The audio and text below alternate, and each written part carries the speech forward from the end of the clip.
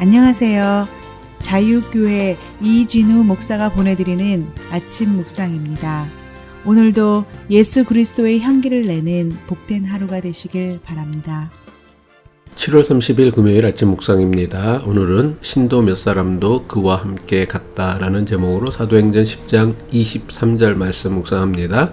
베드로는 그들을 불러 들여서 묻게 하였다. 이튿날 베드로는 일어나서 그들과 함께 떠났는데 요빠에 있는 신도 몇 사람도 그와 함께 갔다. 한 주간도 고생 많으셨습니다. 평강과 안식으로 충만한 은혜로운 주말과 주일 되시길 바라며 금요일 아침 묵상 시작합니다. 로마 군대의 백부장 고넬료는 천사의 명령을 받아 요빠에 있는 베드로를 데려오기 위해 하인 두 사람과 이들을 보호할 경건한 부하 한 명을 보냈습니다.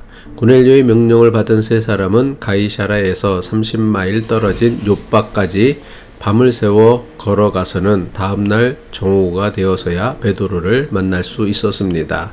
이들은 베드로에게 로마의 백부장 고넬료가 천사의 명령으로 하나님의 말씀을 듣기 위해 당신을 모시러 왔다고 말했습니다. 하나님께서는 베드로가 이방인 고넬료의 요청을 거절할 수 없도록 이미 환상을 통해 베드로에게 말씀하신 다음이었습니다. 성령께서도 베드로에게 말씀하시길 하나님께서 보낸 사람들이니 의심하지 말고 그들과 함께 갈 것을 명령하셨습니다. 사도행전 10장 19절로 20절의 말씀이죠. 성령께서 그에게 말씀하셨다. 보아라, 사람들 셋이 와서 너를 찾고 있다. 일어나서 내려가라. 그들은 내가 보낸 사람들이니 의심하지 말고 함께 가거라. 고넬료가 보낸 사람들에게서 초청을 받은 베드로는 즉시로 길을 떠나지는 않았습니다. 베드로는 밤새 먼 길을 걸어온 이들이 지쳤음을 알아채고는 자신이 머무는 무두장이 시몬의 집으로 불러들였습니다. 베드로는 밤을 새워 먼 길을 걸어온 이들이 하루 동안 편안히 쉬면서 기력을 회복할 수 있도록 무두장이 시몬의 집에서 하룻밤 자고 가도록 한 것입니다.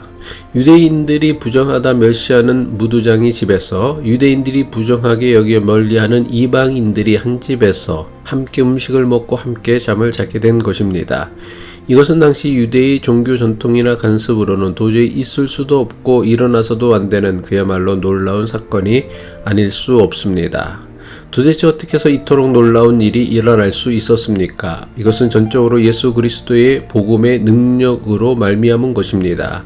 예수 그리스도의 복음에는 사람의 편견과 고정관념을 뛰어넘게 만드는 능력이 있습니다. 이튿날이 되었습니다. 고넬료가 보낸 사람들과 함께 베드로는 가이사라에 있는 이방인 고넬료의 집을 향해 길을 나서게 됩니다.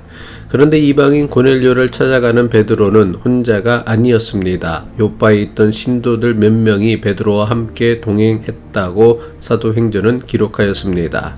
사도행전 10장 23절이죠. 베드로는 그들을 불러 들여서 묻게 하였다. 이튿날 베드로는 일어나서 그들과 함께 떠났는데 요빠에 있는 신도 몇 사람도 그와 함께 갔다. 이방인 고넬료의 집을 방문하는 베드로와 동행하였던 요빠의 신도들에 대해 사도행전이 기록한 이유가 있습니다. 사도행전 10장에서는 베드로를 따라 이방인 고넬료의 집을 찾은 요빠의 신도가 정확히 몇 명이었는지는 기록하고 있지 않습니다. 하지만 사도행전 11장을 보면 베드로가 자신과 함께 이방인 고넬료의 집을 방문한 요빠의 신도들은 모두 6 형제였다고 증언합니다. 사도행전 11장 12절이죠. 성령이 내게 명하사 아무 의심 말고 함께 가라 하시매 이 6 형제도 나와 함께 가서 그 사람의 집에 들어가니. 베드로가 나중에 자신과 함께 이방인 고넬료의 집을 방문한 요빠의 신도가 6 형제였다고 고백한 이유가 있습니다. 베드로는 가이사라에 있는 이방인 고넬료의 집에 가서는 그곳에 모인 이방인들에게 복음을 전하고 세례를 베푼 다음 예루살렘으로 돌아왔습니다.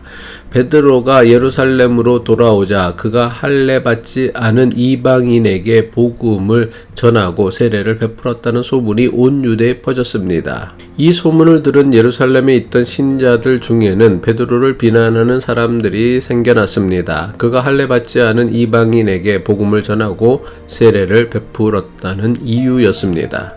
베드로는 자신을 비난하는 예루살렘 교회의 신자들에게 이방인 고넬료와 그의 가족과 친구들에게 복음을 전한 것은 자신의 의지가 아닌 성령의 명령이었음을 고백합니다. 또한 베드로는 자신을 비난하는 이들에게 자신과 함께 이방인 고넬료의 집을 찾은 욥바의 신자들이 6 형제가 있었다고 했습니다. 그런데 베드로는 자신과 함께 이방인 고넬료의 집을 찾은 욥바의 신자들을 가리켜 이 6 형제라고 말했습니다. 사도행전 11장 12절이죠. 성령이 내게 명하사 아무 의심 말고 함께 가라 하심에 이 6 형제도 나와 함께 가서 그 사람의 집에 들어가니. 이것이 무엇을 의미합니까? 베드로와 함께 이방인 고넬료의 집을 방문했던 욥바의 6 형제들이 베드로와 함께 예루살렘까지 따라온 것입니다. 베드로와 함께 고넬료의 집을 방문했던 욥바의 6 신도들이 예루살렘까지 베드로를 따라온 이유가 무엇이었습니까? 이방인에게 복음을 전한 베드로를 변호해 주기 위함이었습니다. 당시 유대 종교 문화에서 할례받지 않은 이방인에게 복음을 전하는 것은 도무지 상상하기도 힘든 매우 충격적인 놀라운 사건이었습니다. 비록 예루살렘 교회의 신도들은 예수를 그리스도로 믿었던 이들이지만 이들 역시 오랜 유대교회의 종교 전통에 익숙했던 자들입니다. 유대의 종교 전통에 의하면 할례받지 않은 이방인들은 결코 하나님의 백성이 될 수 없는 부정한 자들이었습니다. 할례받지 않은 이방인에게 복음을 전하고 세례를 베푼다는 것은 할례를 중요시하는 유대인들로서는 도저히 받아들일 수 없는 일입니다. 물론 최초로 이방인에게 복음을 전한 사건은 예루살렘 교회 7 집사 가운데 한 명이었던 빌립이 에디오피아 내시에게 복음을 전하고 세례를 베푼 것입니다. 하지만 이 사건은 빌립과 에디오피아 내시 사이에 개인적으로 일어난 일이었습니다. 그래서 이 사실을 아는 초대교회 교인들은 아무도 없었습니다.